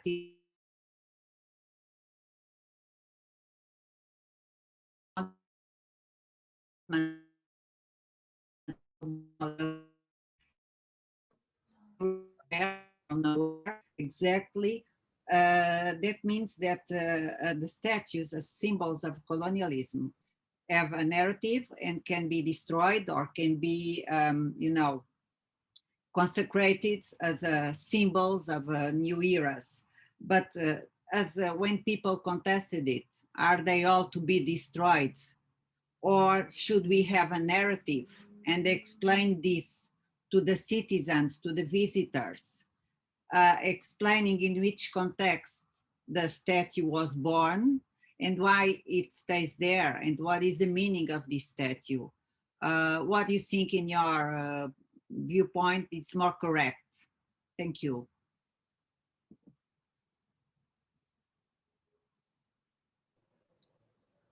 I finished. Yes, thank you for the question. I have to say that the call broke a little bit in the middle, so I'm not sure if I got it completely. But I guess your question was, what are the strategies that we have at our disposal to deal with this kind of legacy, right? And I think you are right that we do have different strategies, and I personally don't think that destruction is the only or the preferable one. When I say, in the paper, I suggest that yes, Diaz must fall, but by that I don't mean that the statue must be destroyed. That's not at all my point. The fall in this case is kind of conceptual and intellectual rather than actually destroying the materiality of the statue. And an example that I was going to give at the end of the paper that I had to cut because there was no time, but I was going to speak a little bit about the work of a South African artist, which I had the pleasure seeing very recently in a museum in Cape Town, Harun Gansali, which kind of does this work with several statues of this kind of colonial icons in South African history.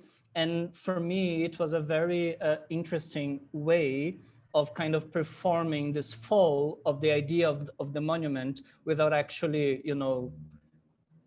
moving or destroying the statue. So, but this is just, there are several things that one can do. And obviously that is a much, much larger conversation. I don't think, I can address all the points that you raise. I'm gonna try to very, very briefly go through the other questions. There is a comment about Livingstone in Central Africa. And yes, I think you're absolutely right. One of the points that I wanted to raise in the paper, which is not, that's not something that it's not original to this work. Siraj Rasool and Leslie Witz, they do the same kind of argument regarding the mythology of of the Riediek festival in South Africa, in the sense that this kind of colonial icons, they are invented, right? The notion of an imagined history. So with Dias, what I was trying to show is that it's not, there was a particular moment of invention of the Dias mythology in Southern Africa, and that was the 1960s. Obviously, I showed excerpt that was like 20 years prior. Obviously, those were ideas that were in circulation. But what I was trying to show by looking at those two particular moments is that there is a certain crystallization of a settler colonial ideology in 1960s in which Dias gains a particular narrative. And I guess that can be, that would also be true to other of these colonial figures as well.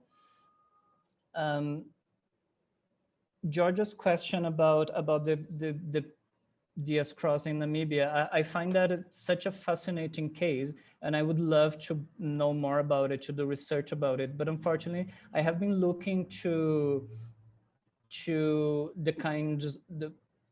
if I could find the reasoning why Namibia is so keen to get the cross back, and what are the kinds of narratives and imaginaries behind the request. But unfortunately, I couldn't find much. It would be very interesting to know more, if you can point into some directions. And Tariq's question, again, I would point out to the full article that was uploaded on Google Docs, because I think I had to cut this part short in the presentation.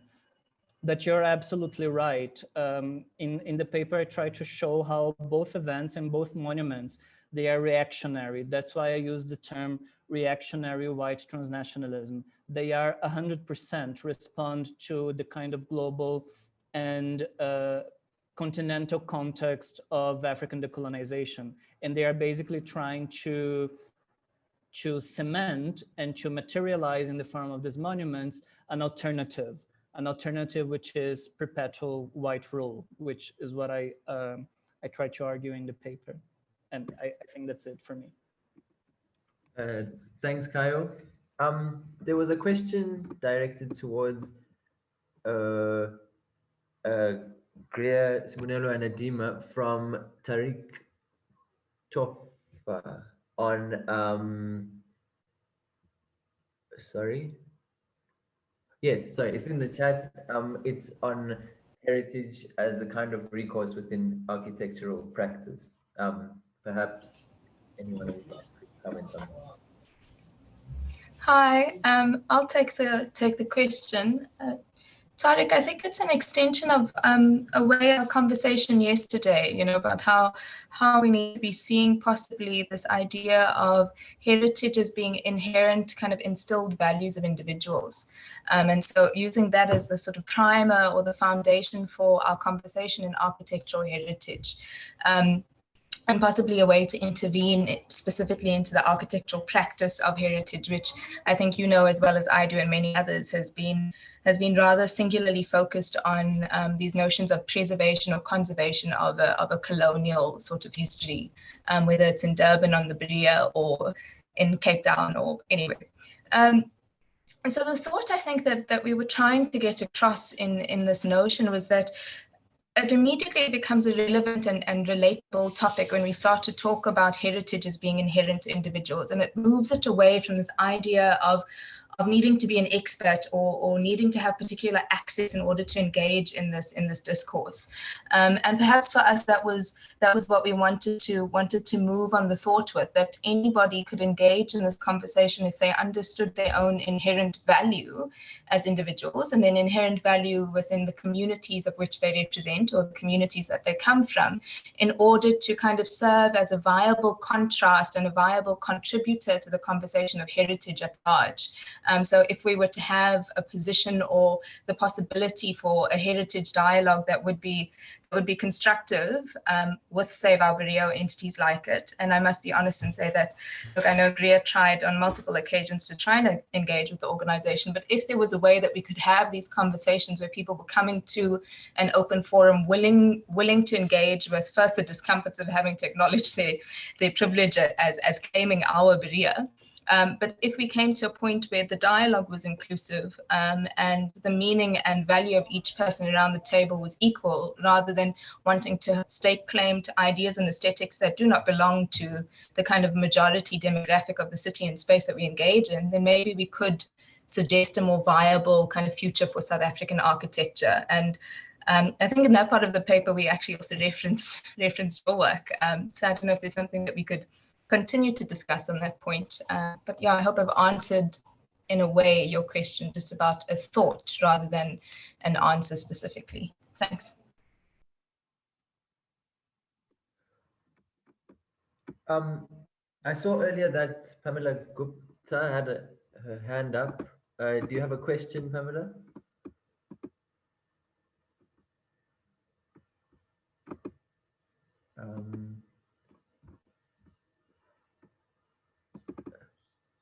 Okay. Yeah, does anyone else have any other questions for the panelists? Yes, those are some fabulous presentations. I'll leave it the last 5 minutes, perhaps people can ask questions, otherwise we can close.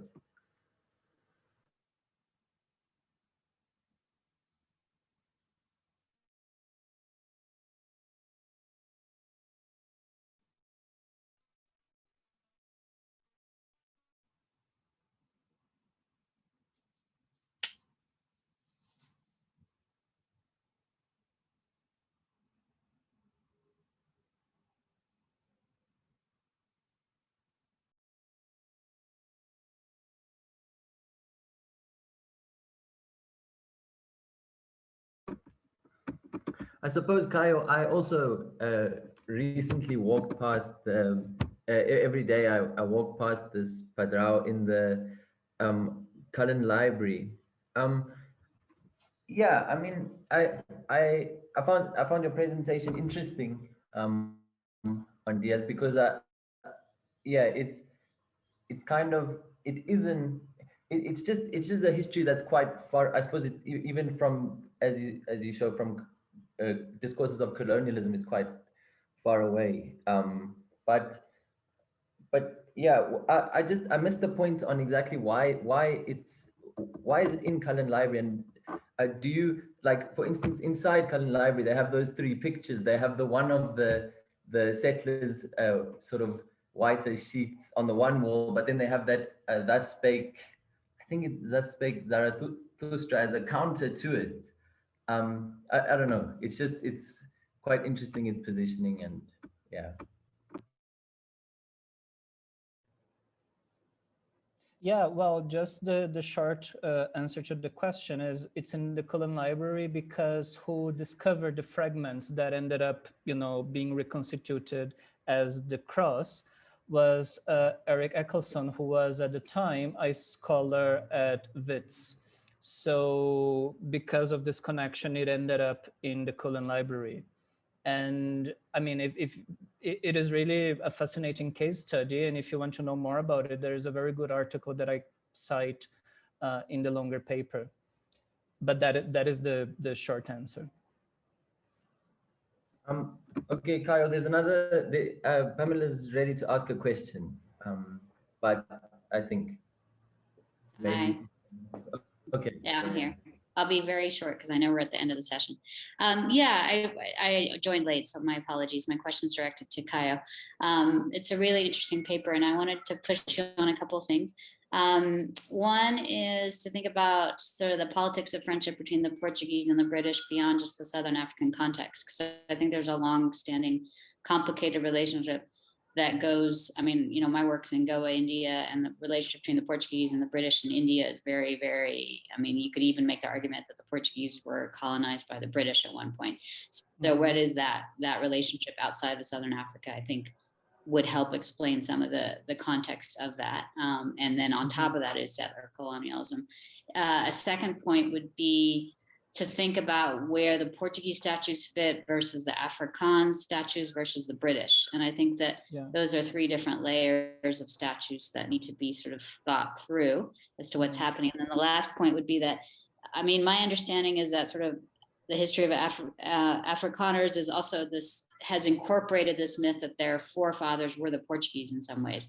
And you say as much, but this idea that there's still Portuguese family names within the Afrikaner history is this idea that they actually bred and mixed in a way that makes them part of that Afrikaner mythology in a way that I think could be teased out even more in the relationship to where those statues, that Diaz statue is. And yeah, I'll end it there. So thank you. Just points to think about. Yeah. No, absolutely. I think your point is really important about trying to kind of look at the relationships between the three kinds of white heritage, so to speak, the Afrikaans, British, and Portuguese. And this is something I wrote a little bit in the longer paper, but I couldn't say in the presentation. But one of the reasons why there was this kind of urgency to unveil the statue in 1960 was that it was at the moment of the Union Festival, but also South Africa was preparing to withdraw from the Commonwealth and become a republic. So when they do the plan, the Gateway to Africa, and they put the Diaz statue there, they don't put a British statue, and that makes the news, you know. So this is basically in this particular case, the cult of Diaz, it becomes a way in which the South African Republic detaches itself from British imperialism by claiming a particular kind of Southern African type of heritage, which is very interesting to me. So I think that really relates to something that that you mentioned yesterday in your presentation, the multi-layered histories. And here in the statue itself, there are multiple layers that you can pull that signified all these different relationships that are there and are sometimes conflictual, sometimes, you know, kind of jumping on it. So it's a very complex material. That's what I meant to say. So yeah, I completely agree with you.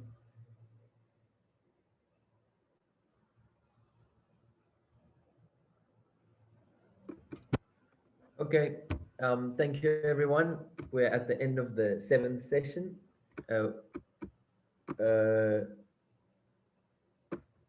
Still a bit of chat going on, which can continue, but this part of the session will end. We're back in 15 minutes at 4:15.